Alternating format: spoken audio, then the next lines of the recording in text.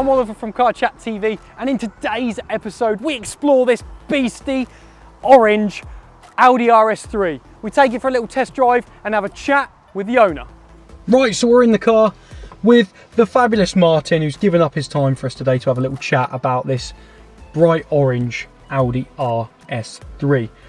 So thanks, Martin. First of all, why orange? Why orange?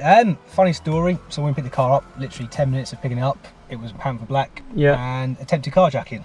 So we wanted something that stuck out to sort of deter them more than anything else. So yeah, the orange was as bright as we could find. Thought it would suit the car quite well, and yeah, that's where it came from. It's a good idea, and it definitely stands out. So let's talk about the stats of the car. Its engine's completely stock, exhaust and all that at the moment.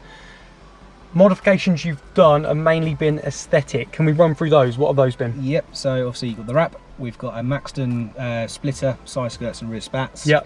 It's been lowered on IBAC springs, 20mm and 15mm front and rear, and then 20-inch Fossen CVT wheels. That's very nice. Currently the spec. I'm very impressed just how you just reeled that off like a perfect list. It's a bing, bing, bing, bing. Okay, how has it been for you? Interior functionality of the car, getting bits in the boots. Do you play golf? No, but I've got a buggy. So cool. Okay. Yeah, fine. I think the space we've got with the saloon works really well. It's internally, I don't think there's much we'd probably change modification wise. It's got the digital dash. It's got obviously the DSG gearbox. Really happy with the size, the space, everything we get with it. So modifications, we had a little chat earlier, so I know he's got some ideas. Talk to me about future mods for this car. Yep, so we're getting a MyTune box from the US, which means I can switch between 6 different maps on the fly, which is quite nice. So we run in stage 1, can add things like pop and bang maps to it as well, which is really quite fun. We'll be doing a full custom exhaust to get a bit more noise back, because obviously we've lost a lot with the OPF filters now with the 2019. And yeah, we're really starting to think about what the next wrap will be.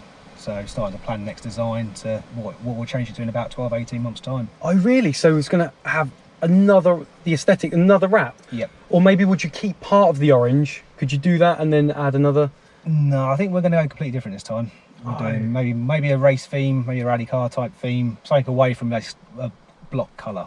So something a little bit more in your face, I think, just to change it up slightly. Maybe some like a tiger claw down the side. You've seen that. So what's the future of Audi? What do you think they're going to do with the RS3? Any changes? Or I think they're going to start changing the dash. I think the new ones are a bit more glossy, bigger touch screens. I think that's going to come into the Audi, into the brand. I think it's coming down from the sort of a Q8 downwards now, looking at their dashes and what's in the 4 and 5 now. I think it's not going to be major changes. I think that's going to polish it off slightly, a little bit nicer, just a bit more touch screen. Moved away from the sort of generic and the old style buttons, which is a shame to an extent, but a lot of manufacturers are going down that same route now. I think I'd like to see the same, like both. I think the buttons are great down here. I love the Audi interface, only because it's what I'm used to.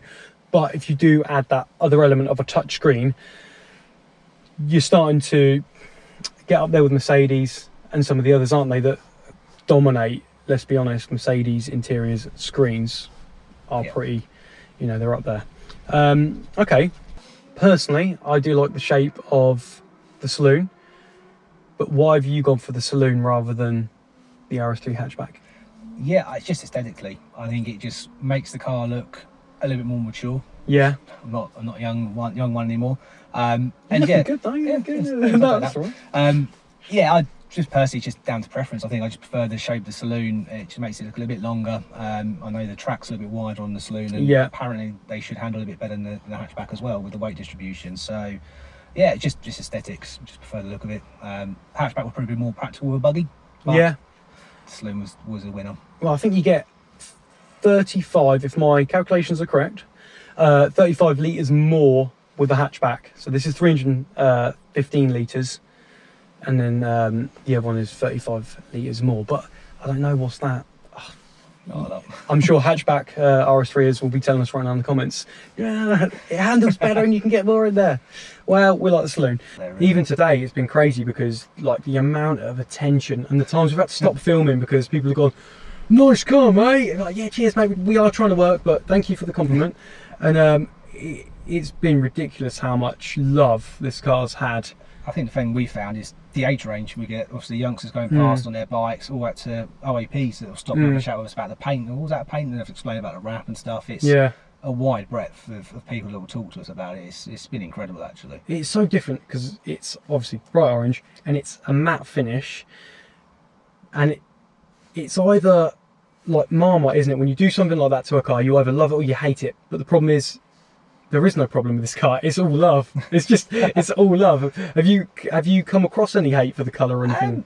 A little bit here and there, but not much. I thought I was going to get a little more. I've always said it's a Marmite car to people. Misses love the colour. We think it's great, but we know everybody has their own personal opinion. So, no, to be honest, we've not had much negative feedback from it. Yeah. The odd comments here say I should have kept it black, but then we like to be a little bit different. So, is black a little bit more common? I don't know. Are there many black Audis around? But yeah, you know, it definitely stands out, and it's been an absolute beast to drive today. Is it one of the best handling cars? You spoke about the handling earlier. Is it one of the best handling cars you've been in? Personally, yeah, it's great fun. I still always going to go hard back to my minis, just because I think they are just go-karts and the noise, everything else goes with them. But bar that, this is probably the best car I've had handling-wise. Been a Quattro as well, really helps. I had a BMW 340, which again was a rocket ship, really good. But yeah, this just round the country roads and stuff, you can just throw it in. Can you put your foot down, show me what it's got a little bit? Let's come to... Yeah, that's more like it. That's so... Do you know what? You can feel the pull, but it's so subtle. It is. It's not going to jar my neck. I'm a sensitive guy, so you know what I mean? I love that subtle transition of power then. Would you consider... Obviously, you're going to wrap this again, but looking ahead... Are you going to stick in this kind of category, or would you, move up, RS6 or RS4? Yeah, well, it's funny. I've actually been looking at changing my car as well. So I've been toying with the idea of the RS4s and the RS6s, just for the noise and the experience this has brought. It's made me think a bit more along them lines as well. So there's some choices to be made in the next year or so. This will be staying, but yeah, replacing the other daily car. And we were chatting earlier about the Audi styling, and I was saying that they're clever because they kind of show you what you don't realise you want. So whatever they come out, I mean, I always find with the Audi, the angles and the grill's bigger all the time.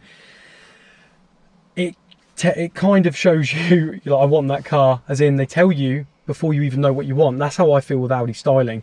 What do you think they can change or do differently to make the aesthetics look better? I mean, they're pretty much hitting everything on the head, in my opinion, at the moment. Yeah, seen some sort of sneak shots of the new A3 coming out. I'm a little bit dubious. I think it might be going along similar lines of what BMW with the 1 Series. Yeah. Very similar platform to other vehicles. I think the new A3 is going along them lines a little bit with sort of the Kias and things in the market. So it'd be interesting to see what they come out with. But yeah, if you look at the range they've got currently, the Q8 that came out was, I think, hitting the nail on the head. I think that looks a really nice car. Yeah. But yeah, I think the A3 one, when it comes out, will be a real interesting one to actually see if the shots that they've been leaked are actually parts coming out. Definitely interesting. So in this episode, we've been exploring this gorgeous orange RS3. Owner right here, Martin. Thank you ever so much for your time. I'm sure you have some questions. Do not fear. Pop them down below in the comments and we will answer them. If I can't answer them, then this guy can, so don't worry. Give us a cheeky like, don't forget to subscribe, said that a bit weird, and we will see you on the next one.